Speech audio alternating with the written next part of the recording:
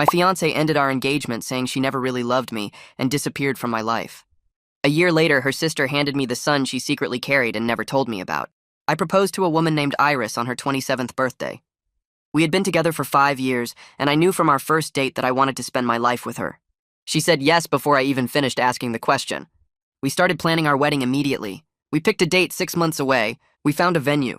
We sent save the dates to everyone we knew. I had never been happier in my entire life. Then 3 months before the wedding, everything changed. Iris came home one evening and sat me down in our living room. She said she couldn't marry me. She said she didn't love me anymore, and she wasn't sure she ever really did. She said she had been lying to herself for years and she couldn't keep pretending. She said she was sorry, but she needed to leave. I asked what I did wrong. She said I didn't do anything wrong. She said it just wasn't there anymore, and she couldn't explain it better than that. She said she needed space and she was moving in with her sister until she figured out her next steps. She packed a bag that night and left. I called her every day for 2 weeks. She answered twice. Both times she said the same thing. She said her feelings changed and there was nothing either of us could do about it. She said I deserved someone who actually loved me, and that person wasn't her. She said I should move on and find happiness without her. The 3rd week she changed her number. Her sister told me to stop calling and give Iris the space she asked for. Her friends told me the same thing. Everyone acted like I was the problem for not accepting that the woman I loved had simply stopped loving me overnight. I didn't understand. I went over every conversation, every moment, every memory trying to find the thing I missed. We were happy. We were planning a future. She looked at me like I was everything to her, and then one day she looked at me like I was a stranger she needed to escape from. I fell apart for a while. I stopped eating properly. I couldn't sleep. I went to work and came home and sat in our empty apartment surrounded by wedding planning materials that meant nothing anymore. My friends told me I needed to move on. My family said the same thing. Everyone said Iris made her choice and I had to respect it even if I didn't understand it. So I tried. I packed up her things and put them in storage. I took down the photos. I canceled the venue and the caterer and the florist. I told everyone the wedding was off and endured the pitying looks and the whispered conversations. A year passed. I wasn't over her, but I was functioning. I went on a few dates that led nowhere. I focused on work. I tried to build a life that didn't have her at the center of it. Then one afternoon, I got a call from a number I didn't recognize. It was Iris's sister asking if we could meet. She said it was important and she had something to give me. I almost said no. I almost told her I had moved on and didn't want to reopen old wounds. But something in her voice made me say yes. We met at a coffee shop near my office. She was already there when I arrived. She looked like she had been crying. She had an envelope in her hands and she slid it across the table before I even sat down. She said Iris passed away 2 weeks ago. I didn't understand what she meant at first. I asked passed away from what? She said cancer. She said Iris was diagnosed a week before she ended our engagement. Stage 3. The doctors gave her a year, maybe 2 if the treatments worked. She said Iris made everyone promise not to tell me. She said Iris didn't want me to watch her die. She didn't want me to spend the last year of her life taking care of her and then grieving her forever. She thought if she made me hate her, I would move on and find someone healthy who could give me the life she couldn't. I sat there trying to process what I was hearing. The woman I loved didn't stop loving me. She loved me so much she lied to my face to set me free. She spent the last year of her life alone because she thought that was better for me. She died thinking she did the right thing. Iris's sister pushed the envelope closer to me. She said there was more. She said Iris found out she was pregnant a month after the diagnosis. I opened the envelope and my hands shook so hard the papers nearly fell out. Medical records spilled across the table first, then ultrasound photos showing a tiny form in grainy black and white. The letter came last, written in Iris's handwriting that I still recognized after a year. She wrote that she was 8 weeks pregnant when they found the cancer. She wrote that the doctors told her to end the pregnancy so she could do stronger treatments. She wrote that she refused because this baby was ours, and she wanted me to have part of her even after she was gone. She spent months making sure our son would be healthy while the cancer spread through her body. The sister told me his name was Christian. She said he was in her car right now. She said Iris's final wish was for me to raise him. I stood up without meaning to and walked toward the parking lot. Everything felt distant and strange, like I was moving through water. The sister followed me and pointed to a small blue sedan parked near the entrance. I saw a car seat in the back with a dark-haired toddler strapped inside. He was playing with a gray stuffed elephant and making it dance in the air. I got closer and looked through the window. He had Iris's brown eyes and my nose and my mouth. He looked up at me through the glass and stopped playing. The sister opened the door and he reached both arms toward me. He said hi in this tiny voice that made my chest hurt. I realized my entire life had just changed again in 20 minutes. A year ago, Iris left me. 20 minutes ago, I found out she died. Now I was looking at my son, who I never knew existed. We went back inside the coffee shop because I couldn't process any of this standing in a parking lot. The sister lifted Christian out of his car seat and brought him inside. She set him on my lap, and he settled there like he'd known me his whole life. His small hands grabbed my shirt, and he looked up at my face with those eyes that were so much like Iris's. The sister explained she'd been taking care of him since Iris died 2 weeks ago. She said Iris left very clear instructions that I was his father and should raise him. She handed me a diaper bag covered in cartoon animals. Then she gave me a thick folder of legal documents. Last, she pulled out a leather journal and said it was Iris's from the past year. Christian wiggled on my lap and pointed at my coffee cup. The sister said he was almost 15 months old. She said he was healthy and happy and had been asking for Mama since Iris passed. She said Iris talked about me every single day and showed him my photo constantly. She started crying while she told me all this, and I just sat there holding this child who was mine, but felt like a stranger. I took Christian home to my apartment and had no idea what I was doing. The sister helped me carry his things up the stairs. She showed me how to mix his bottle and what foods he could eat. She left after an hour, and suddenly I was alone with a toddler in an apartment that had no baby furniture or supplies. Christian walked around exploring everything while I watched him. He touched the couch and the coffee table and my shoes by the door. When it got late, I didn't have a crib, so I made a nest of blankets on my bed. I laid him down and he fell asleep almost immediately, like this was completely normal for him. I sat on the floor next to the bed and just watched him sleep. Every time I looked at his face, I saw Iris and felt this crushing mix of love and rage. She kept him from me. She carried our baby and gave birth and spent a year raising him, and I missed all of it. She made a choice this enormous without giving me any say. I didn't sleep at all that night. I just sat there trying to understand how the woman I loved could do something like this. Christian woke up crying around 6 in the morning, and I had no idea what to do. He stood up in the blankets and reached for me, crying Mama over and over. I picked him up and he kept crying. I tried giving him the bottle the sister showed me how to make, but he pushed it away. I tried putting him down, but he screamed louder. I walked around the apartment with him and he just kept crying in my arms. After 30 minutes of this, I called my brother Hadrian in complete panic. He answered sounding half asleep, and I told him I needed help right now. He asked what was wrong, and I said I had a son and didn't know what to do. There was silence on the other end. Then he said he was coming over and hung up.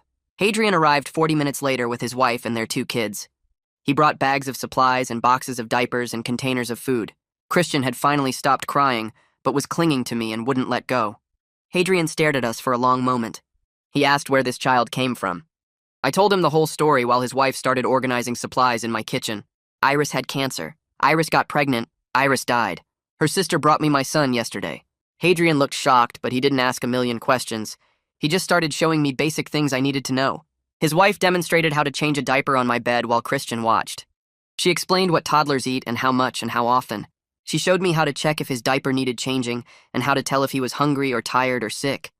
Hadrian's kids played with Christian on the floor, and he seemed happy for the first time since waking up. They stayed for 3 hours, teaching me everything they could think of. When they left, Hadrian hugged me and said he'd come back tomorrow. He said I wasn't alone in this. I read Iris's journal that night after Christian finally fell asleep again. It destroyed me all over again. She wrote about feeling him kick during chemo sessions. She wrote about choosing treatments that wouldn't harm the baby, even though stronger options might have given her more time. She described being so sick from the chemo she could barely stand, but still getting up to take care of him. She wrote about the first time he smiled at her, and the first time he said Mama. She wrote about loving me so much she couldn't bear to trap me in a life of watching her die and then raising our son alone while grieving her. She truly believed pushing me away was the kindest thing she could do. She thought if she made me hate her, I would move on and find someone healthy. She thought I would build a happy life without her. Reading her words felt like being stabbed over and over. She loved me through everything. She suffered alone because she thought it would hurt me less. My mother Margot showed up the next morning without calling first. Hadrian must have told her. She walked in and saw Christian playing with plastic cups on my kitchen floor. She stopped in the doorway and stared at him. Then she walked over and knelt down next to him. She said hello to him in this soft voice. Christian looked up at her and smiled. She started crying immediately. She picked him up and held him and cried into his hair. She said, "This is my grandson, and I never got to meet him." She was angry at Iris for the same reasons I was, but I could see her trying to understand it too. She stayed all day. She made a list of everything I needed to buy for a toddler. She took me to the store and we filled 2 carts with supplies. Crib and changing table and car seat and clothes and toys and bottles and sippy cups and more food than I thought one small person could eat. She helped me set everything up in my apartment. She showed me her tricks for getting toddlers to eat vegetables and go to sleep and stay entertained. By the time she left that evening, my apartment looked completely different. I missed 3 days of work because I couldn't figure out childcare, and I was barely holding myself together. Christian needed constant attention, and I was running on no sleep and trying to process everything that happened. Finally, I called my boss and explained the situation. I told her my ex-fiancée died and her sister just gave me the son I never knew I had. There was a long pause. Then she said, "Take 2 weeks of emergency leave and sort out my new reality." She said my job would be here when I got back. I spent those first days in pure survival mode. I kept Christian fed and safe and clean. I learned his schedule and his favorite foods and the way he liked to be held when he was tired. My brain was still trying to catch up to the fact that I was a father now. Sterling came over on day 4 with Chinese food and beer. He found me sitting on my living room floor surrounded by unassembled furniture. Christian was asleep in his new crib in my bedroom. Sterling looked at the boxes and looked at me and asked if I was okay. I said no. He sat down on the floor next to me and opened the beer. I told him everything while we ate. He listened without interrupting. When I finished, he said he was sorry about Iris, but he was also angry at her on my behalf. He said she made a huge choice that affected my entire life and didn't give me any say in it. He said I had a right to be furious even though she was dead, and even though she did it from love. He was the first person who validated my anger without making excuses for her. We spent the next 3 hours putting together a crib and a changing table and a small bookshelf. Sterling told me stories about his own kids to distract me. By the time he left, I had furniture and felt slightly less alone. Christian got sick on day 5 with a fever that scared me. He felt hot to the touch and was crying in a way that sounded different from his normal crying. I didn't know what was normal for a sick toddler. I didn't know if this was serious or just a cold. By midnight, I was panicking. I packed him in the car and drove to the emergency room. The doctor was a middle-aged woman who examined Christian while I stood there terrified. She checked his temperature and his throat and his ears. She said it was just a common cold and his fever should break in a day or 2. She noticed how scared I was and asked if I was a new parent. I said I just found out he existed 5 days ago. She looked surprised but didn't ask questions. She gave me a referral card for a pediatrician named Celine, who specialized in helping new parents. She said Celine was good with situations like mine. I took Christian home feeling completely incompetent and terrified I was going to mess this up somehow. I called my mother that evening and asked if she knew any family lawyers. She gave me a name without asking too many questions. Gracelyn Peterson had an office downtown in one of those old buildings with high ceilings and wood paneling that made everything feel serious. I brought all the documents Iris's sister gave me in a folder that felt too thin for how much my life had changed. Gracelyn was younger than I expected, maybe mid-30s. With reading glasses, she kept pushing up her nose while she reviewed the paperwork. She spread everything across her desk and went through each page carefully. The birth certificate listed me as father. Iris's will designated me as sole guardian. There were medical records showing Iris had been lucid and competent when she made these decisions. Gracelyn looked up at me after reading through everything twice. She said the good news was there wouldn't be a custody battle. Iris's wishes were documented clearly and legally binding. She asked if any family members were contesting the arrangement. I told her about the sister who brought Christian to me and said Iris's parents might have opinions, but I didn't know their position yet. Gracelyn made notes on a yellow legal pad. She explained we needed to file paperwork with the court to formalize my guardianship, even though I was listed as father. She said it was mostly procedural but important for things like medical decisions and school enrollment down the line. She asked about life insurance. I pulled out the policy Iris had left. It was small, only $50,000, designated for Christian's care. Gracelyn said she could help me set up a trust account, so the money would be protected for his needs. We spent 2 hours going over details I barely understood. She wrote down deadlines and filing requirements and court dates. By the time I left her office, I had a folder twice as thick and a bill for her retainer that made my stomach hurt. But at least I knew Christian was legally mine, and nobody could take him away.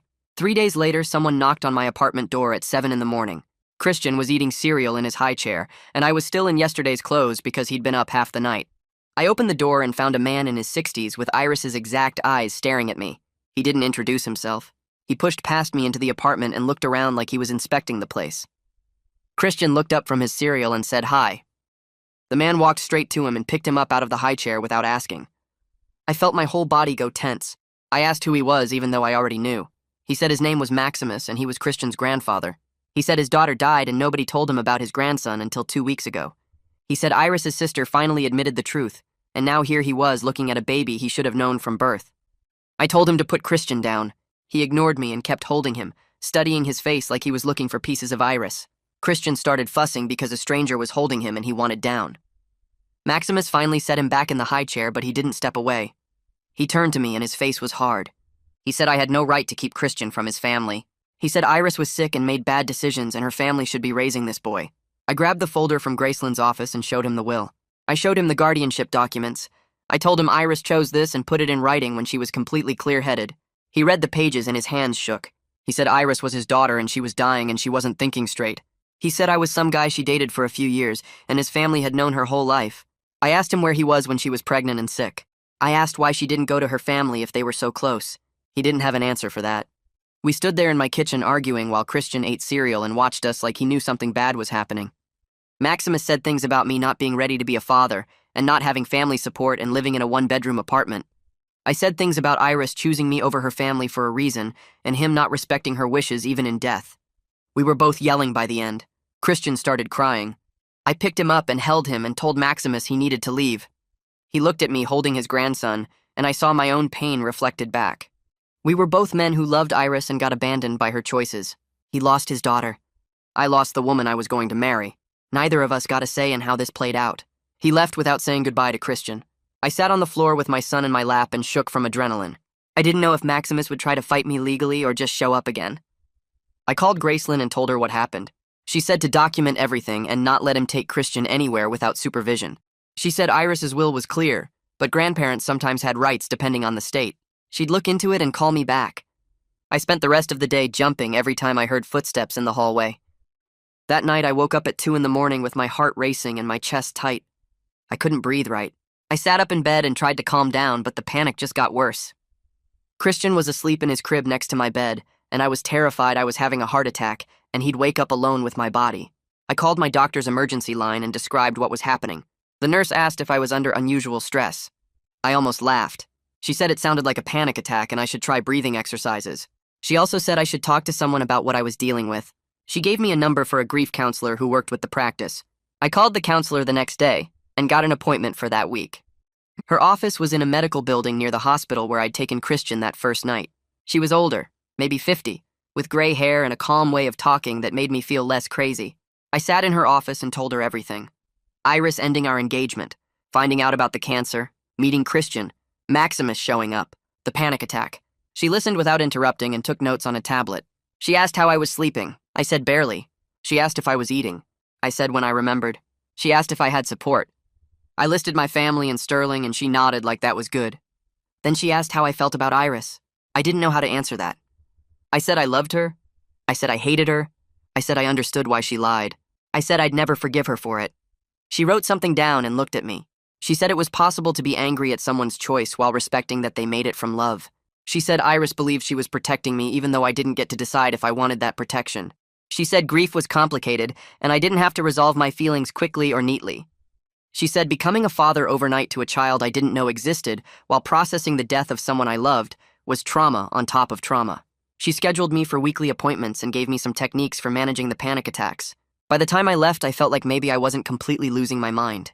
Christian started calling me Dada in his second week with me. I was changing his diaper and he looked right at me and said it clear as anything. Dada. I froze with the clean diaper in my hand. He said it again and reached for my face with his small, sticky fingers. Something cracked open in my chest. This tiny person who lost his mother and got handed to a stranger was trying to attach to me anyway. He was trusting me to take care of him, even though he had no reason to believe I wouldn't disappear too. I picked him up and held him and cried into his hair. He patted my shoulder like he was comforting me. My anger at Iris was still there, but now it was competing with this huge, protective love for our son that I didn't expect to feel so fast. My emergency leave ended and I had to go back to work. I called the daycare near my office and they said their waiting list was 6 months long.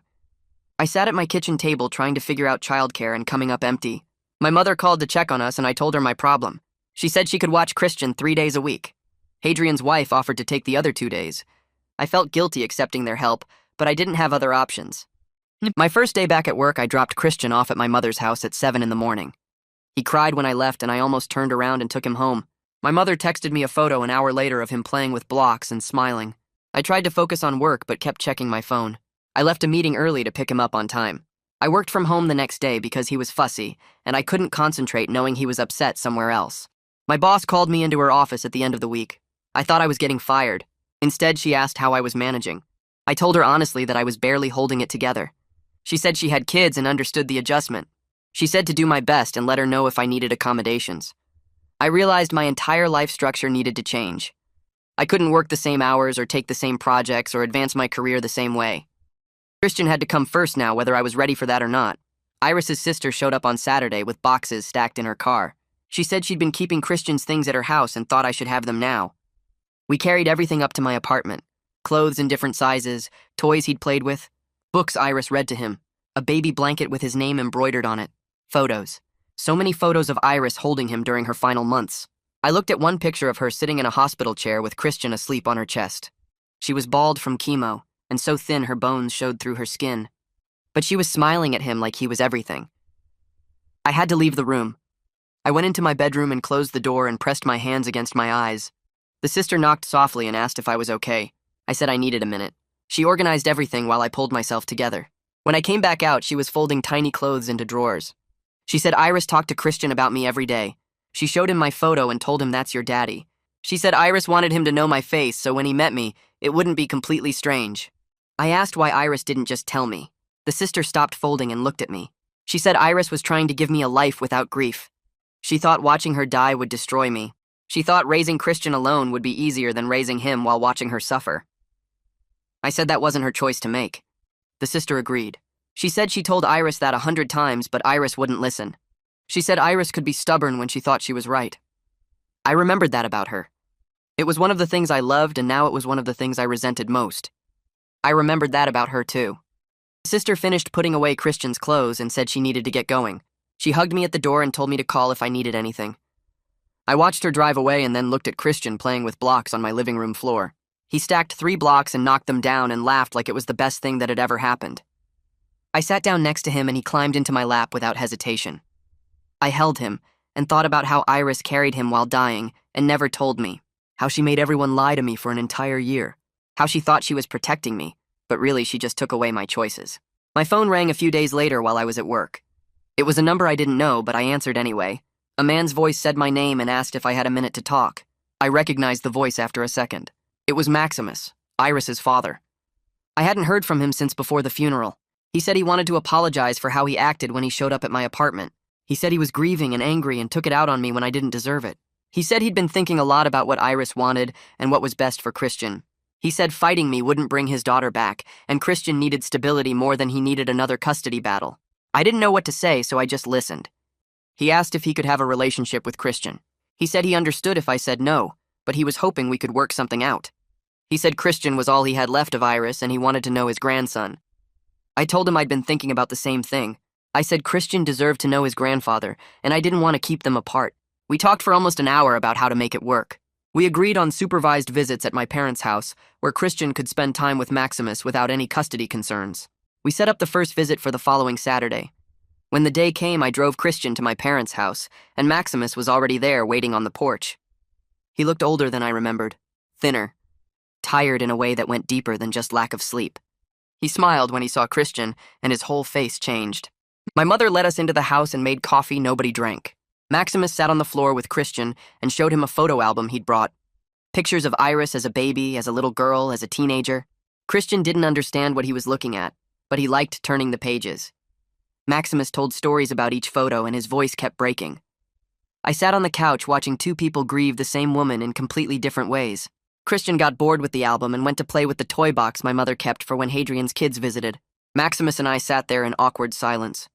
He finally said he was sorry for everything. He said Iris made him promise not to tell me about the cancer or the baby, and he kept that promise even though he thought it was wrong. He said he argued with her about it constantly, but she wouldn't budge. He said watching her die while keeping her secrets was the hardest thing he'd ever done. I told him I understood impossible promises. We watched Christian play with trucks, and both of us were thinking about Iris. The visit lasted 2 hours and ended with Maximus asking if he could come back next week. I said yes. He hugged Christian goodbye, and Christian waved at him. On the drive home, Christian fell asleep in his car seat, and I thought about how sad it was that grief was the only thing connecting me to Maximus now. That night, after I put Christian to bed, I was organizing more of the boxes his aunt had brought over. I found a baby book at the bottom of one box. It had Christian's name written on the front in Iris's handwriting. I opened it and saw she'd filled in every page. His birth weight and length, the hospital where he was born, his first bath, his first smile at 6 weeks, his first tooth at 5 months, his first word at 9 months. Every milestone documented with photos and dates and little notes in the margins. She wrote about how he laughed when she made funny faces, how he loved bath time, how he cried when she left the room. She wrote letters to me throughout the book, letters she never sent. She wrote about how much it hurt to document these moments knowing I was missing them, how she wanted to call me every single day, how she almost told me 100 times but stopped herself. She wrote that she hoped someday I'd understand why she made this choice, that she hoped I'd forgive her, that she hoped Christian would have the life she couldn't give him. I read every page twice and felt like someone was stabbing me over and over. She documented everything I should have experienced, every smile I should have seen, every milestone I should have celebrated. She kept it all from me and wrote it down like that would somehow make it better. I closed the book and put it on the shelf in Christian's room. I didn't know if I'd ever be able to look at it again without wanting to scream. The next Monday, I had to go back to work after taking another day off. Christian cried when I tried to leave him at my mother's house. He wrapped his arms around my neck and screamed and wouldn't let go. My mother had to pry him off me while he sobbed. I drove to work feeling like the worst father in the world. I couldn't focus on anything. I kept checking my phone to see if my mother had texted. She finally sent me a photo an hour later of Christian playing with blocks and smiling, but I still felt sick. I left work early and picked him up, and he clung to me the whole drive home. The same thing happened the next day. And the day after that, Christian started screaming the moment we pulled up to my mother's house. He knew what was coming and he was terrified. I called Celine and asked if this was normal. She said separation anxiety was completely normal for his age and situation. She said he'd lost his primary caregiver and now he was scared of losing me too. She said the best thing I could do was stick to predictable routines and show him through consistency that I wasn't going anywhere. I started doing shorter work days. I came home for lunch. I worked from home when I could. I made sure I was always the one who picked him up. Slowly, Christian started to trust that I would come back. The screaming got shorter. Then it stopped completely. But I could still see the fear in his eyes every morning when I left. Sterling called me on a Wednesday night and said he had someone he wanted me to meet.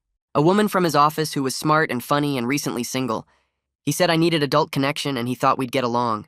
I told him I wasn't ready to date. He said I didn't have to be ready, I just had to show up for coffee. I agreed because Sterling wouldn't stop asking. The date was supposed to be Saturday afternoon. I spent the whole week dreading it. Saturday morning I woke up and looked at Christian eating breakfast in his high chair, and I couldn't do it. I texted Sterling and said I had to cancel.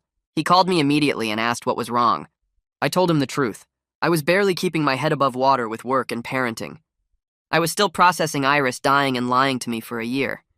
I couldn't imagine sitting across from a stranger and explaining that I had a son I didn't know existed until 2 months ago.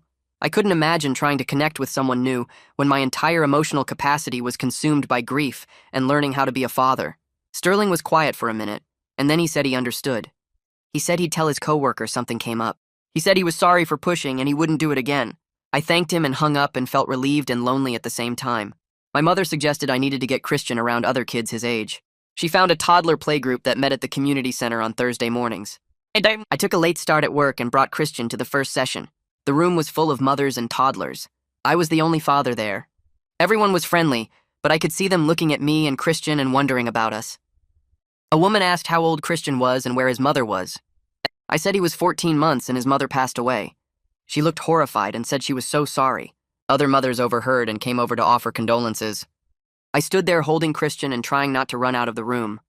I wasn't ready to tell Iris's story to strangers. I wasn't ready to see their pity and curiosity. Christian didn't care about any of that. He saw other kids playing with toys and wiggled out of my arms to join them. I watched him play with a little girl who was building a tower. He knocked it down and she laughed and rebuilt it. He was happy. He needed this. I sat on a chair against the wall and tried to look like I belonged there. A mother sat down next to me and started talking about her daughter's sleep schedule. I nodded and pretended to follow along.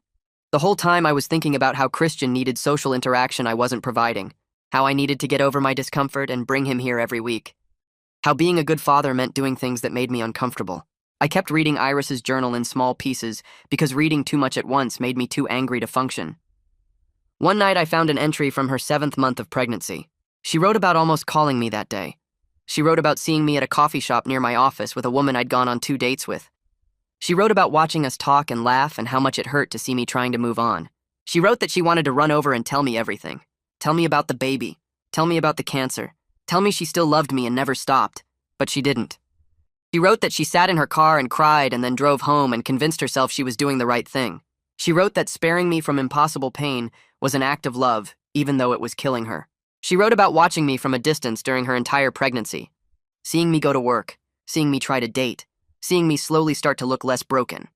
She thought she was setting me free. Every page of her journal showed how much she loved me, which somehow made her choice even harder to accept. She loved me enough to lie to my face. She loved me enough to die alone. She loved me enough to keep our son from me. I closed the journal and put it away, and didn't open it again for a week. I had my regular appointment with the grief counselor on Tuesday afternoon. My mother watched Christian and I drove to the office and sat in the waiting room, trying to figure out what I wanted to talk about. When the counselor called me in, I sat down and said I needed to admit something. I said I was furious at Iris, not just sad or confused, but actually angry. I was angry that she died. I was angry that she lied. I was angry that she made choices about my entire life without asking me. I was angry that she left me alone with a child I was terrified of failing. I said I felt guilty for being mad at someone who was dead and who made her choices out of love. But I was still angry, and I didn't know what to do with that feeling. The counselor listened and then said anger was a normal part of grief. She said I didn't have to resolve it quickly or feel guilty for feeling it.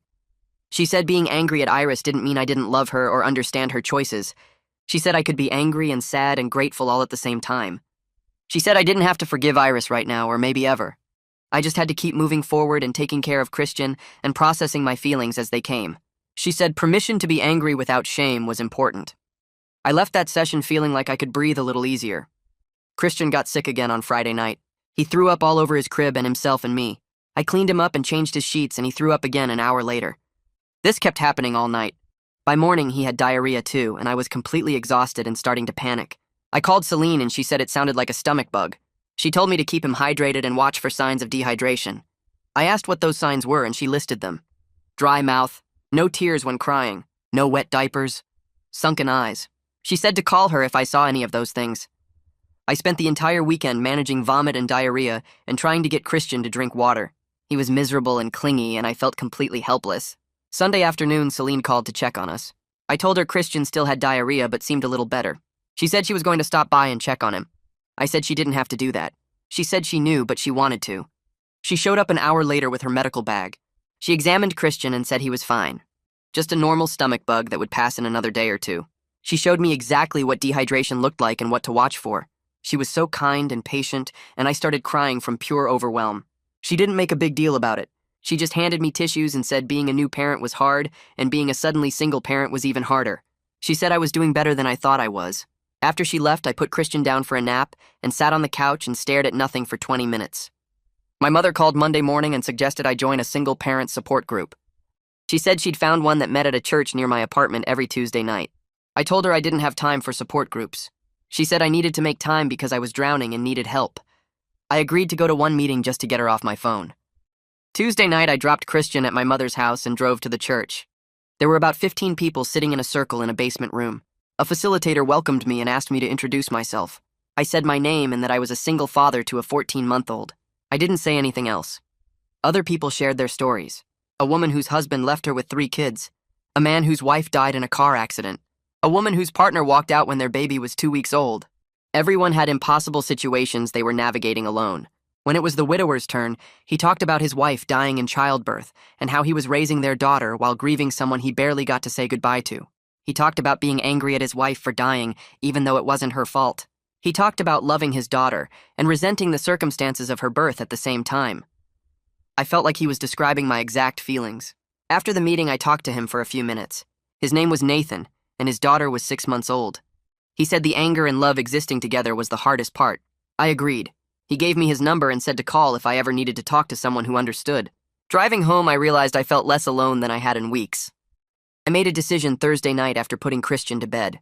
I called Iris's sister and asked if she still had Iris's ashes. She said yes and asked why. I said I wanted to create a small memorial space in Christian's room. Something he could see every day as he grew up. Something that would help him know his mother even though she was gone. The sister said she thought that was a beautiful idea. She brought the ashes over Saturday morning, along with some photos of Iris holding Christian as a baby. We set up a small shelf in Christian's room with the photos and the urn and a candle. The sister cried looking at it. I stood there thinking about how I wanted Christian to grow up knowing his mother loved him enough to choose his life over her own.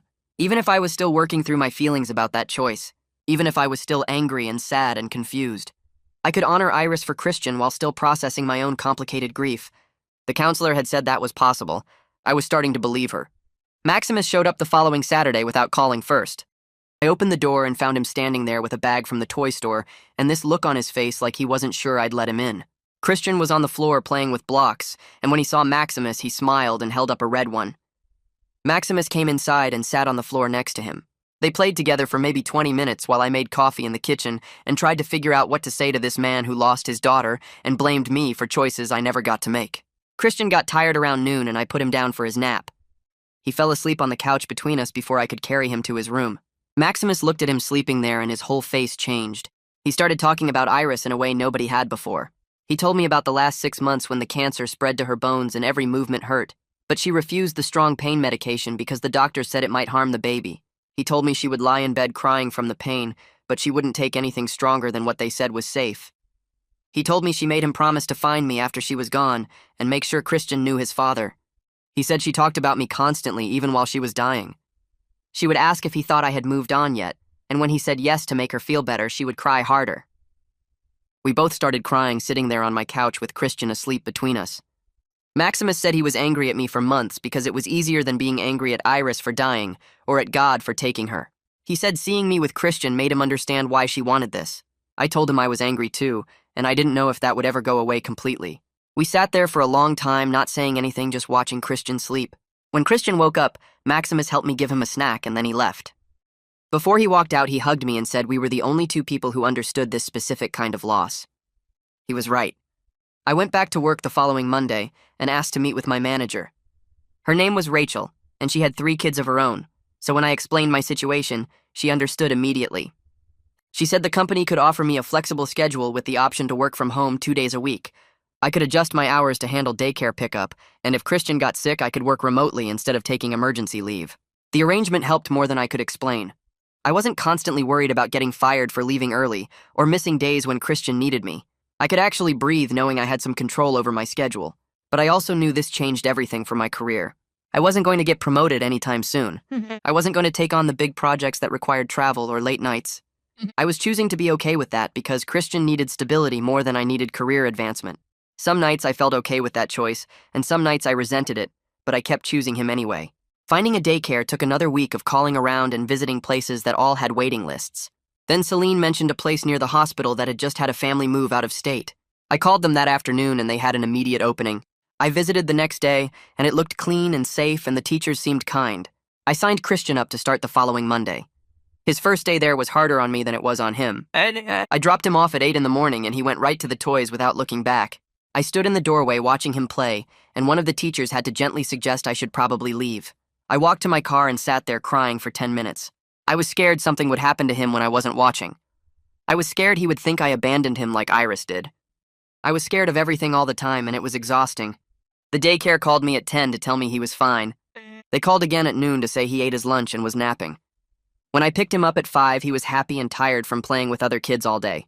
He showed me a picture he colored, and I stuck it on my refrigerator. I did better the second day. Iris's sister called me on a Wednesday night and asked if she could come by. She showed up an hour later with a cardboard box that looked heavy. She said she found it in Iris's closet when she was packing up her apartment. It was full of letters Iris had written to me over the past year but never sent. There must have been 50 of them. Some were just a few lines and some were pages long. The sister said she debated whether to give them to me, but she thought I deserved to know everything. After she left, I put Christian to bed, and then I sat on my couch and started reading. The first letter was dated 2 weeks after she left me.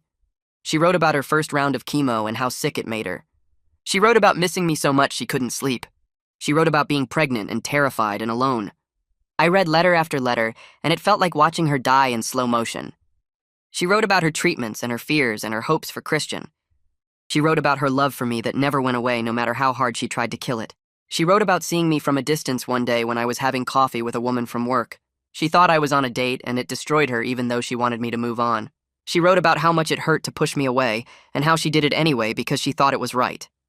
I read until 3 in the morning, and then I couldn't read anymore. I put the letters back in the box and shoved it in my closet because looking at it made me want to scream. Christian woke up crying around 2 in the morning a few days later. I went to his room and picked him up, but he kept crying. I tried everything I usually did. I changed his diaper. I offered him water. I checked if he was too hot or too cold. Nothing worked. He just kept crying and reaching for me, and I didn't know what he needed. I sat in the rocking chair with him and just held him. After maybe 20 minutes, he stopped crying and put his head on my shoulder. I realized he just needed me to be there. He needed to know I wasn't going anywhere. We sat like that for another hour until he fell back asleep. When I put him in his crib and walked back to my room, I understood something I hadn't before. We had bonded over these past 2 months in a way that felt real and permanent. He trusted me completely. I had learned his rhythms and his needs. I could tell when he was tired versus hungry versus just wanting attention. What felt impossible at first now felt natural most days. I was his father in every way that mattered. That reality had settled into my bones and I wasn't scared of it anymore. I had a session with the grief counselor the next week, and I spent most of it talking about my anger at everyone who kept Iris's secrets. Her sister knew. Her parents knew. Her friends knew. They all watched me fall apart thinking she just stopped loving me and nobody said a word. The counselor asked what I wanted to do with that anger. I said I wanted to scream at all of them for lying to me for a year. She asked if that would change anything. I said no. She said I had to choose whether to let that anger poison my relationships with people Christian needed in his life. She said forgiveness might not be possible, but I could work toward acceptance. I could accept that they made an impossible choice because someone they loved asked them to. I could accept that they were trying to honor Iris's wishes, even if I thought those wishes were wrong. Acceptance felt like giving up, but the counselor said it wasn't. She said acceptance was choosing to move forward without letting the past destroy my future. I wasn't there yet, but I was trying. I took Christian to visit Iris's grave for the first time on a Sunday morning. The cemetery was quiet, and the grass was wet from rain the night before. I carried Christian to her headstone and set him down. He immediately started pulling up grass and putting it in his mouth, so I had to watch him constantly. I stood there looking at her name carved in stone, and I talked to her. I told her I understood why she made her choices, even though I hated them. I told her I was raising our son, and he was amazing, and she would be so proud of him. I told her I was still angry, but I was trying to let it go because holding on to it was hurting me more than anyone else. I told her I thought she'd be proud of the father I was becoming, despite my terror and my mistakes. Christian found a stick and started hitting the headstone with it. I took it away from him and he cried. I picked him up and held him and told Iris I was doing my best. That was all I could promise her. Hadrian came over for dinner the following Saturday. He brought pizza and beer and we sat on my couch while Christian played on the floor. Hadrian watched him for a while, and then he said he was proud of me. He said when this all started he wasn't sure I could handle it, but I had stepped up in ways he didn't expect. His validation meant more than I thought it would. My whole family had embraced Christian completely. My mother watched him twice a week and loved every minute of it. My father had opened a savings account for his college fund. Hadrian's kids treated him like their cousin. Christian was going to grow up surrounded by family who loved him, even though his mother was gone. That mattered more than I could put into words. I attended a parent-teacher conference at the daycare on a Thursday afternoon. 2 teachers sat across from me and talked about Christian's development and personality. They said he was resilient and affectionate. They said he played well with other kids and followed directions better than most children his age. They said he seemed happy and secure. They had no idea he lost his mother 2 months ago. They had no idea his entire world had been turned upside down. Looking at him, you would never know. Knowing I was providing that stability for him despite my own grief felt like the first thing I had done right in months. I drove home from that meeting feeling lighter than I had in weeks. I had another session with the grief counselor, and we talked about my resentment toward Iris for the choice she made. I asked if I would ever fully forgive her for keeping Christian from me. The counselor was quiet for a long time, and then she said, forgiveness might not be the goal. She said maybe I could work toward accepting that Iris made an impossible choice from a place of love, even if I believed it was the wrong choice. She said I could honor her memory for Christian while still being angry about what she took from me. She said those things could exist together. I didn't know if I believed her, but I wanted to. Sterling showed up on a Tuesday night with pizza and 2 beers, dropping onto my couch like he'd done 100 times before. Christian was already asleep in his crib, and the apartment was quiet except for the hum of the refrigerator. Sterling opened both beers and handed me one without asking if I wanted it. We ate pizza straight from the box, and he talked about work drama I barely listened to because my brain was too tired to track who was fighting with who in his office. Then he asked if I was ready to start dating again, and the question landed so wrong I almost laughed. I wasn't even close to ready, but not for the reasons he probably thought. It wasn't just grief anymore keeping me away from relationships. My entire life was centered around Christian now in ways I couldn't explain to someone who didn't have kids. Every decision I made went through a filter of how it affected him. Every free moment I had was spent making sure he was fed and safe and happy. The idea of adding another person to this equation felt impossible, like trying to fit another piece into a puzzle that was already complete. I told Sterling I appreciated him asking, but I wasn't there yet. He nodded and said he understood, but I could tell he didn't really get it. He still saw me as his friend who lost his fiancée and needed to move on. He didn't see that I had moved on, just in a completely different direction than anyone expected.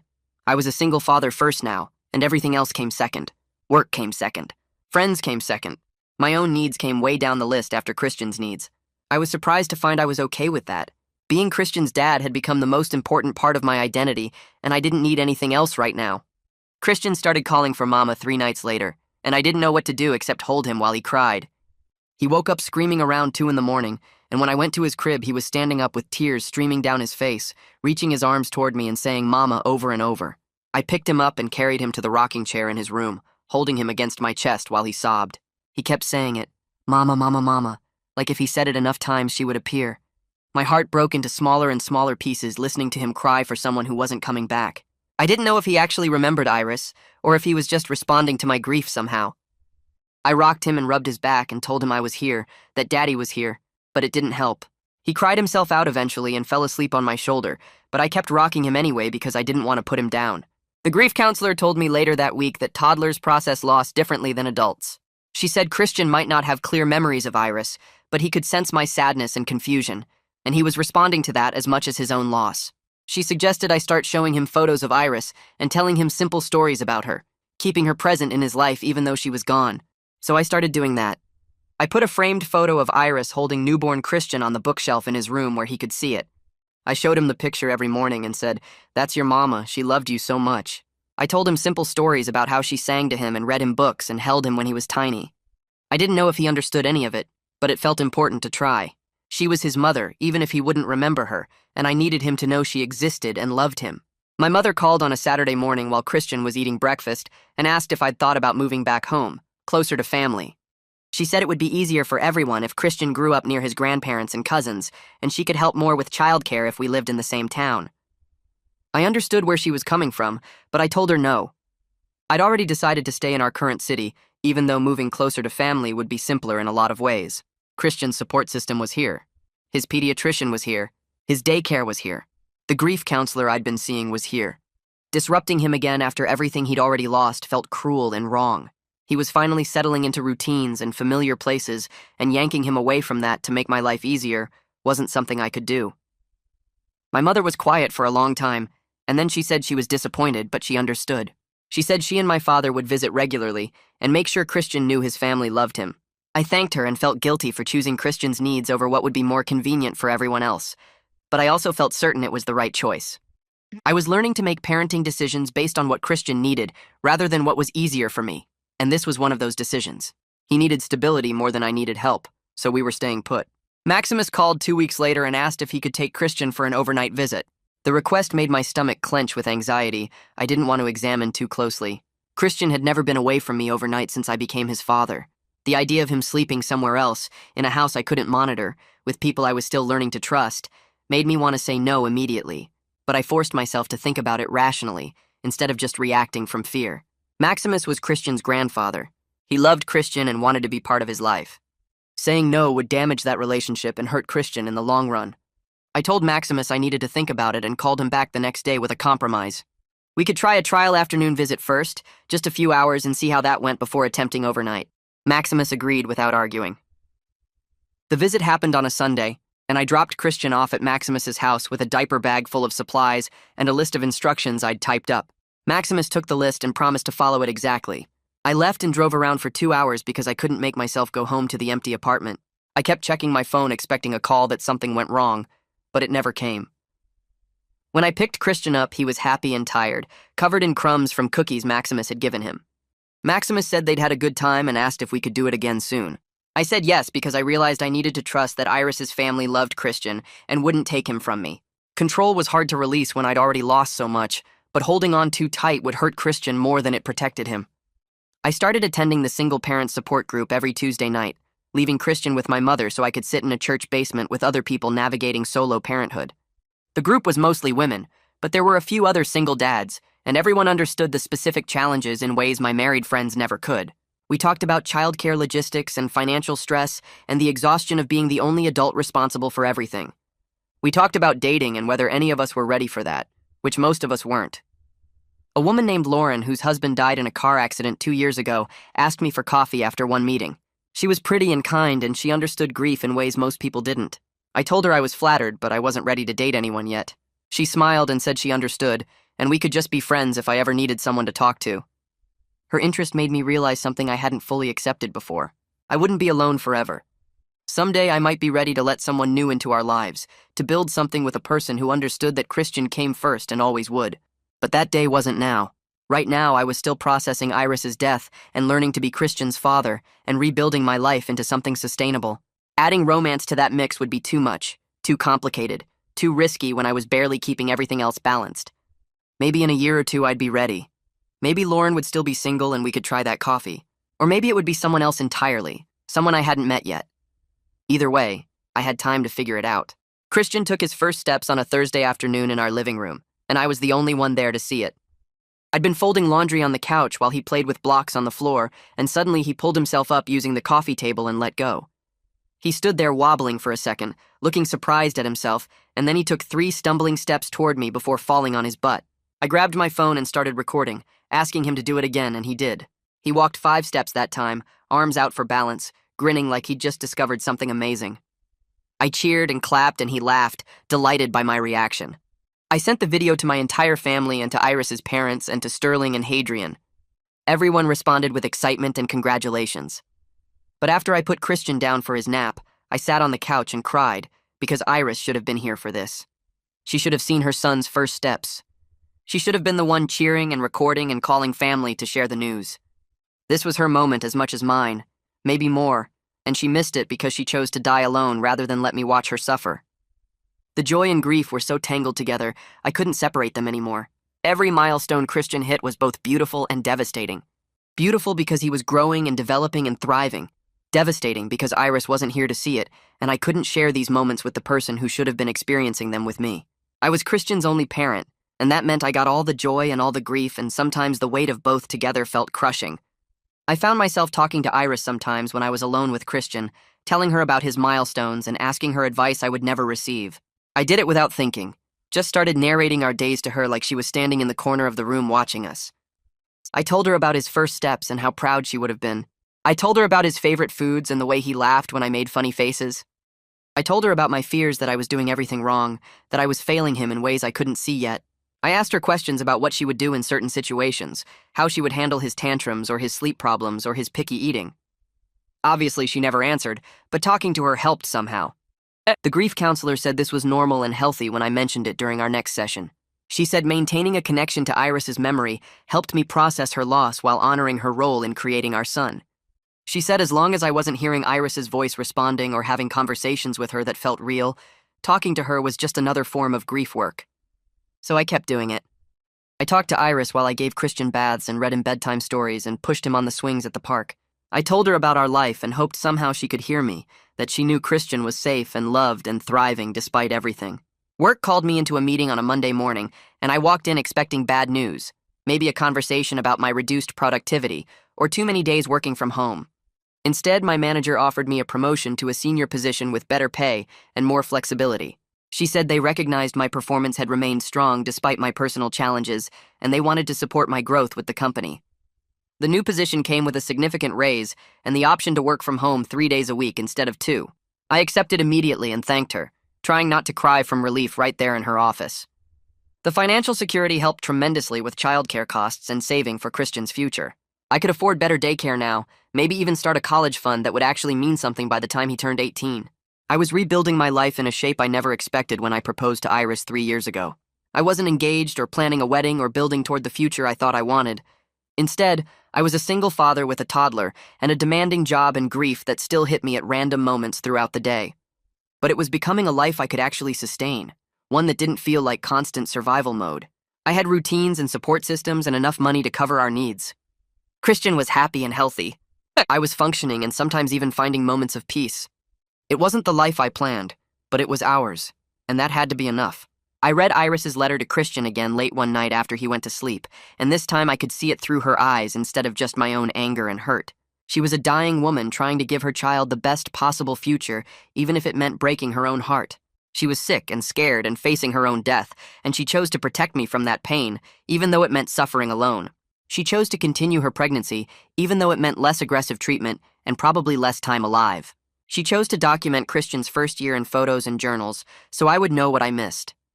Every choice she made came from love, even if I believed those choices were wrong. I still disagreed with her decision to keep Christian from me. I still felt angry that she took away my choice to be there for both of them. But I understood her love now in ways I couldn't before I became a parent myself. I understood the desperate need to protect your child from pain, even if that protection meant making choices that hurt. I understood loving someone so much you would sacrifice your own happiness to give them a better life. I didn't forgive her. Not exactly. But I understood her. And maybe that understanding was enough for now.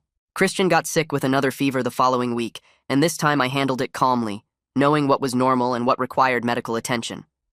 I checked his temperature and gave him the correct dose of medicine and monitored him for concerning symptoms without panicking. When his fever spiked to 102, I called Celine's office and spoke to the nurse, who told me what to watch for and when to bring him in if things got worse. I kept him home from daycare and spent 2 days managing a cranky, clingy toddler who wanted to be held constantly.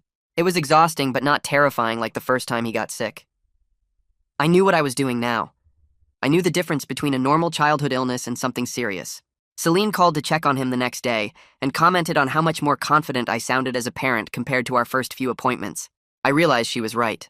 The terror had faded into something more manageable, a competence born from repetition and necessity. I was still scared of failing Christian or making mistakes that would hurt him, but I trusted myself now in ways I didn't 3 months ago. I knew how to take care of him. I knew his needs and his rhythms and his personality. I was his father in every way that mattered, and I was doing a decent job at it despite my fears and my grief and my complete lack of preparation for any of this. Maximus called me the following week and asked if we could talk about the holidays. Thanksgiving was coming up in a few months, and he wanted to know if Christian could spend part of the day with Iris's family. I invited him over to my apartment that evening after Christian went to sleep because these conversations felt too important to have over the phone.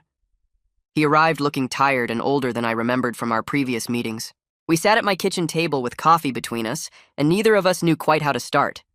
He finally said he knew I was Christian's father, and he respected Iris's choice to leave him with me. But Christian was also his grandson, and he wanted to be part of his life in meaningful ways. I told him I understood, and I wanted Christian to know his mother's family, but we needed to figure out how to do this without confusing him or creating conflict. Maximus nodded and pulled out a small notebook where he'd written down ideas for sharing holidays and creating traditions. He suggested alternating Thanksgiving and Christmas each year, or splitting the days so Christian could see both families. He wanted to take Christian to visit Iris's grave on her birthday and the anniversary of her death. He wanted to tell Christian stories about Iris when he got old enough to understand. I listened to all of it and realized we were both just trying to keep Iris present in Christian's life while building something new. We talked for 2 hours about schedules and boundaries and what felt fair to everyone involved. Maximus admitted he was still angry about Iris's decision to keep her illness secret from me, and he struggled with understanding why she thought lying was better than letting me help her.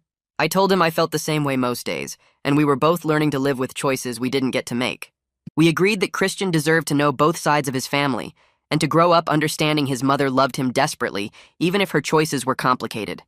Before Maximus left, he showed me a photo of Iris holding Christian in the hospital right after he was born, and she looked exhausted and happy, and so completely in love with our son. He said he wanted me to have it because I deserved to see that moment, even though I wasn't there for it. I had my regular appointment with the grief counselor the next afternoon, and I told her about my conversation with Maximus. She asked how I felt about sharing Christian with Iris's family, and whether it brought up complicated emotions about Iris's choices. I admitted it did, because every interaction with her family reminded me of what she kept from me, and how many people knew the truth while I believed she just stopped loving me. The counselor listened, and then said something that shifted my understanding of everything. She said my anger at Iris had changed over the past few months, and wasn't the simple rage I felt when I first learned the truth. Now it was layered with sadness that she faced her illness alone, anger that she didn't trust me with the truth, gratitude that she gave me Christian, and heartbreak that she wasn't here to parent him with me. She said I could hold all these feelings at once without needing to resolve them into something simpler or more comfortable. I didn't have to forgive Iris or agree with her choices to acknowledge they came from love. I didn't have to stop being angry to also feel grateful for our son. The counselor said grief was messy and complicated and full of contradictions, and trying to force it into a neat narrative was exhausting and impossible. I sat there taking in her words and feeling something loosen in my chest. I'd been trying so hard to figure out how I was supposed to feel about Iris and her choices, like there was a right answer I needed to find. But maybe there wasn't a right answer, and I could just feel everything without judgment or resolution. The counselor said this was growth, and it meant I was processing my grief in healthy ways instead of getting stuck in one emotion. She asked if I felt ready to reduce our sessions from weekly to every other week, and I realized I did. I still needed support, but I was learning to navigate my feelings without constant guidance. Saturday morning, I took Christian to the park near our apartment because the weather was perfect, and he'd been restless all week. I pushed him on the swings and helped him climb the small slide and watched him run around with other kids his age. He was completely fearless, throwing himself into play with the kind of trust that only small children have. I sat on a bench nearby and just observed him for a while. This little person who was half me and half Iris and entirely himself. He laughed when another kid shared a toy truck with him, and he fell down twice chasing a ball and got right back up without crying.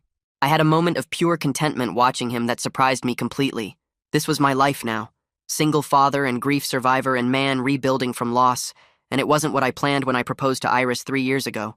But it was mine, and it was real, and it was happening whether I felt ready for it or not. Christian ran over to me for a hug and buried his face in my shirt, and I felt purpose in a way I hadn't since Iris left. This kid needed me, and trusted me, and loved me, and that mattered more than anything else. We stayed at the park for 2 hours until Christian started getting cranky from hunger and tiredness. I carried him home on my shoulders, and he grabbed my hair and giggled the whole way, and I thought about how far we'd come in just a few months. I wasn't the terrified man who didn't know how to change a diaper anymore, and Christian wasn't the scared toddler being handed to a stranger. We were building something together that honored Iris's sacrifice while creating our own story. That night, after Christian fell asleep, I sat down at my desk and opened a blank document on my computer. I'd been thinking about the grief counselor's suggestion to write letters to Christian for when he got older, documenting our life together and telling him about his mother from my perspective. I wanted him to know the full truth when he was ready to understand it, not some sanitized version that made everything seem simple and resolved. I started typing, and the words came easier than I expected. I wrote about meeting Iris in college and falling in love with her completely. I wrote about our engagement and how happy we were planning our wedding. I wrote about the night she left and how destroyed I felt believing she stopped loving me. I wrote about learning the truth a year later and meeting him for the first time in that parking lot. I told him his mother loved him desperately and made impossible choices to give him life, and I was angry about those choices even while understanding they came from love. I told him grief was complicated and messy, and I was still figuring out how to feel about everything that happened. I told him he was worth every difficult moment of the past few months, and I wouldn't change having him in my life, even though the circumstances were painful. I wrote for an hour and saved the letter in a folder I labeled with his name. I planned to write more letters as time went on, creating a record of our life together and my evolving feelings about Iris and her choices. Someday, when he was old enough to ask questions about his mother and why she made the decisions she did, I wanted him to have my honest perspective alongside whatever Iris's family told him. Iris's sister called me the following Tuesday and asked if we could meet for coffee. She sounded nervous on the phone, and I immediately worried something was wrong with Christian's medical records or legal paperwork. We met at the same coffee shop where she first told me about Iris's death and Christian's existence, and sitting there brought back the shock and devastation of that afternoon. She got straight to the point and told me she was moving to our city to be closer to Christian. She'd found a job and an apartment and would be settled within a month. Part of me immediately worried about boundaries and whether she'd try to interfere with my parenting or second-guess my decisions. But another part of me felt relieved that Christian would have more family nearby who loved him and wanted to be part of his life. She must have seen the conflict on my face because she quickly said she wasn't trying to take over or act like his mother. She just wanted to be his aunt and help however she could. She said she'd been living with guilt since the day she handed him to me, knowing she kept Iris's secrets and helped her hide the truth from me. She said she struggled with that promise every single day of Iris's illness and after her death, torn between honoring her sister's wishes and believing I deserved to know. I told her I understood impossible choices better now than I did a few months ago, and we both did what we thought was right, even if the outcomes were painful. We agreed to move forward focused on Christian's well-being, rather than rehashing the past. She asked if she could babysit sometimes or take him to the park, and I said yes because Christian needed all the love and support he could get. She cried and thanked me for being gracious when I had every right to shut her out completely. The anniversary of Iris's death arrived in early November, and her family planned a memorial service at the cemetery. They invited me and asked if I would bring Christian, even though he was too young to understand what was happening. I dressed him in nice clothes and drove to the cemetery feeling anxious about seeing Iris's extended family all together. Some of them probably blamed me for not being there during her illness, not knowing she actively kept me away. Others might judge me for being angry at her choices when she was dead and couldn't defend herself. But I was Christian's father, and he deserved to be part of this grieving family because of our son. So I went. The service was small and intimate with maybe 20 people gathered around Iris's headstone.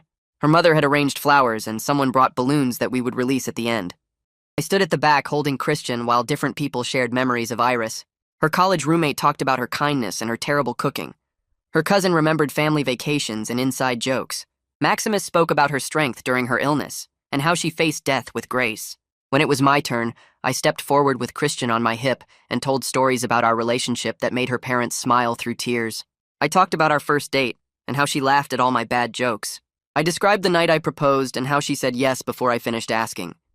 I talked about our plans for the future and how excited we were to build a life together. I didn't mention her leaving or the lies or my anger because this wasn't the place for that complexity. This was a moment to honor the woman everyone loved and missed. After I finished speaking, we released the balloons and watched them float into the gray November sky.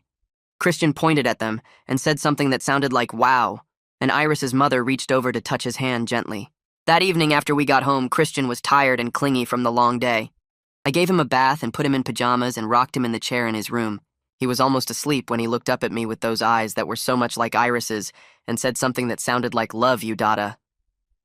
I froze because I wasn't sure if I heard him correctly or if it was just baby babbling. But then he said it again more clearly and patted my chest with his small hand. I completely fell apart with joy right there in the rocking chair, crying and holding him close while he looked at me with confusion about why I was upset. He was thriving despite everything he'd lost, and I was doing better than I thought possible a few months ago. We were building a life together that honored Iris's sacrifice while creating our own story, and hearing him say he loved me felt like confirmation that we were going to be okay. I told him I loved him too, and kissed his forehead and finished rocking him to sleep. After I put him in his crib, I stood there watching him breathe for a long time, overwhelmed by how much I loved this kid and how grateful I was that Iris gave him to me, even though her methods were painful.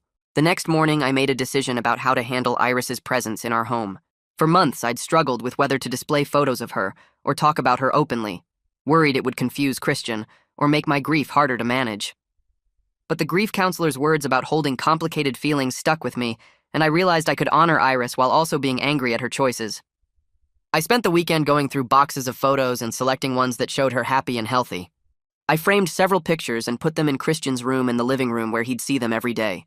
I created a small shelf with Iris's journal and the letters she wrote, and some of her belongings that Christian could explore when he got older. The grief counselor had said children benefit from knowing their full history, and I wanted Christian to grow up understanding his mother loved him enough to choose his life, even when it meant less time for herself. I wanted him to know I loved him enough to raise him well and tell him the truth about where he came from. That afternoon, I had a session with the counselor and told her about my decision to keep Iris present rather than hiding her away. She affirmed my approach and said it would help Christian develop a healthy relationship with his mother's memory as he grew up. She said I was doing the hard work of integrating my grief into daily life rather than compartmentalizing it, and that was exactly what Christian needed to see modeled. My mother called that week and offered to watch Christian for a weekend so I could have some time alone. I hadn't been away from him for more than a few hours since he came into my life, and part of me resisted the idea of being separated that long.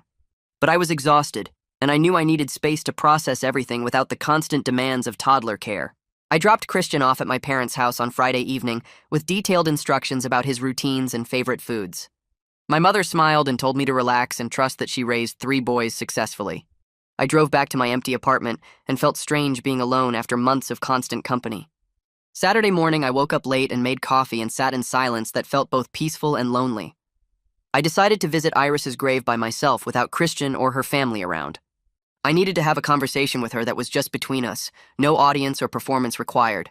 I drove to the cemetery and found her headstone and sat down in the grass beside it. I talked to her for over an hour about forgiveness and anger and love and parenting. I told her Christian was amazing and looked just like her and had her smile. I told her I was doing my best to raise him well even though I was scared of messing up. I told her I was still angry she didn't trust me with the truth, but I understood she was trying to protect me in her own misguided way. I told her I wished she was here to parent him with me because doing it alone was hard and I missed her desperately. I told her I thought we were going to be okay, Christian and me, and I hoped she would be proud of the father I was becoming. I sat there crying and talking to a headstone like she could actually hear me, and it felt cathartic in ways I didn't expect. When I finally left, I felt lighter somehow, like I'd released some of the weight I'd been carrying. Sunday afternoon, I joined a father's playgroup that met weekly at the community center. Sterling had suggested it months ago, but I'd been too overwhelmed to consider it. Now I was ready to connect with other dads navigating parenthood and build some normalcy into our lives. The group was casual and welcoming with about 8 fathers and their kids ranging from infants to preschoolers. We let the kids play while we talked about sleep schedules and picky eating and developmental milestones. Nobody asked about my situation, and I didn't volunteer the complicated story of how I became a single father. They just accepted me as one of them, another dad trying to figure things out and keep his kid happy and healthy. Their friendship helped me feel less isolated in ways that surprised me. I wasn't just the grieving widower or the guy whose fiancée lied anymore. I was Christian's dad first and foremost, and that identity was becoming the primary way I saw myself. After the playgroup ended, one of the dads invited me to grab lunch with him and his son the following week, and I said yes, because I was ready to build community beyond my family and old friends. I picked up Christian from my parents' house that evening, and he reached for me immediately, and I realized how much I'd missed him, even though the break was good for both of us. My mother brought over a sleep training book she'd used with my brothers, and I read it cover to cover that same night. Christian was 18 months old now, and still waking up twice a night wanting comfort or a bottle, and I was so tired I could barely think straight anymore. The book suggested a gradual approach where I'd sit next to his crib and slowly move farther away each night until he learned to fall asleep on his own. I started the process that weekend, and it was brutal. He cried and reached for me through the crib bars, while I sat 3 feet away fighting every instinct to pick him up. The first night took 2 hours before he finally fell asleep from exhaustion. The second night was 90 minutes. By the end of the first week, he was sleeping through the night consistently, and I woke up one morning actually feeling rested for the first time in months. The fog that had been clouding my brain since he arrived lifted enough that I could think clearly about our future, instead of just surviving each day. I started making real plans for his second birthday party, researching preschools in our neighborhood for when he turned 3, considering whether we should stay in this apartment or find something with a yard. I could finally breathe again without the constant weight of exhaustion pressing down on me. I felt like myself for the first time since Iris's sister handed me a child and changed my entire life. Maximus called and asked if we could meet for coffee to discuss visitation, and I agreed because our current arrangement felt too informal and inconsistent. We met at the same coffee shop where I'd first learned about Iris's death and Christian's existence, and the location felt both appropriate and painful. Maximus looked older than he had 6 months ago, grief carving deeper lines into his face, but he seemed calmer than our early angry encounters. He said he and Iris's mother wanted to be part of Christian's life regularly, not just occasional visits when I felt generous. He said they'd lost their daughter and they couldn't lose their grandson too. I understood that feeling completely because I'd lost Iris twice myself. We worked out a schedule where Christian would spend every other Saturday with Iris's parents, and they could join us for major holidays and birthdays. Maximus asked if he could take Christian to visit Iris's grave sometimes, and I said yes because Christian should know where his mother rests. We agreed that all decisions about Christian's education, medical care, and major life choices would be mine alone as his father, but Iris's parents would be consistent, loving presences in his daily life. It wasn't perfect, and there were still moments of tension when Maximus looked at me like he blamed me for something I couldn't control, but it was functional and centered on what Christian needed. We were creating a co-parenting arrangement across family lines that honored everyone's connection to Christian while respecting boundaries. Maximus showed me photos on his phone of Iris pregnant with Christian, smiling despite being sick, and I had to look away because seeing her like that still hurt too much. I scheduled what I hoped would be my final session with the grief counselor, wanting to review my progress and see if I'd developed enough tools to continue healing on my own. We sat in her familiar office, and she asked me to reflect on where I'd been 6 months ago versus where I was now. 6 months ago, I was drowning in rage at Iris for dying, for lying, for making choices about my life without asking me. I was terrified of failing Christian and convinced I'd ruin him somehow. I was isolated and overwhelmed and barely functioning beyond basic survival. Now I was managing my anger at Iris better, understanding her impossible position even if I still disagreed with her choice. I was confident as Christian's father, knowing his routines and needs, able to comfort him when he was upset and celebrate his small victories. I was building community through the father's playgroup and maintaining my friendships despite my new responsibilities. I was finding genuine moments of happiness instead of just enduring each day.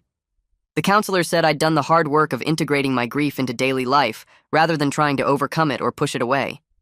She said I could return any time if I needed support, but I'd developed strong coping skills and a solid support network. I asked if it was normal to still feel angry at Iris sometimes, and she said grief doesn't follow a timeline or resolve neatly. She said I might always carry complicated feelings about her choice, and that was okay as long as those feelings didn't consume me or affect how I parented Christian. I left her office feeling lighter, knowing I could handle whatever came next without needing weekly therapy sessions to stay functional. I packed up Christian and drove 3 hours to the coast for a weekend beach trip, wanting to give him new experiences beyond our daily routines. He'd never seen the ocean, and I wanted to watch him discover it for the first time. We checked into a small hotel near the beach, and I could hear the waves from our room. The next morning, I carried him down to the sand and set him down near the water's edge. He stood there staring at the endless blue expanse like he couldn't process what he was seeing. A wave rolled in and touched his toes, and he jumped back laughing, then ran toward the water again, wanting more. I spent the next hour following him up and down the beach while he chased waves and collected shells and got completely covered in wet sand. His joy was so pure and infectious that I found myself laughing harder than I had in over a year. I took hundreds of photos on my phone, wanting to document every moment of his delight. I wished desperately that Iris could see him like this, healthy and happy and loved, experiencing the world with complete wonder. I promised her silently that I'd give him the beautiful life she wanted for him, that I'd make sure he grew up knowing adventure and joy despite the tragedy of his beginning. Christian fell asleep in the car on the drive home, sun-tired and content, and I kept glancing at him in the rearview mirror, thinking about how far we'd both come. Sterling stopped by with pizza one evening, and after Christian went to bed, he said I seemed different from I had in over a year. He said I seemed lighter somehow, less weighed down by everything that happened. I realized he was right when I thought about it. The grief hasn't disappeared, and I still have hard days when I miss Iris so much it physically hurts, but the grief has integrated into my daily life, rather than consuming it completely. I'm Christian's father first, and that identity has become the primary way I see myself, instead of being the guy whose fiancée lied or the grieving widower. I'm rebuilding my career around my parenting responsibilities, and my boss has been supportive of my flexible schedule. I'm maintaining my friendships even though I can't be as available as I used to be.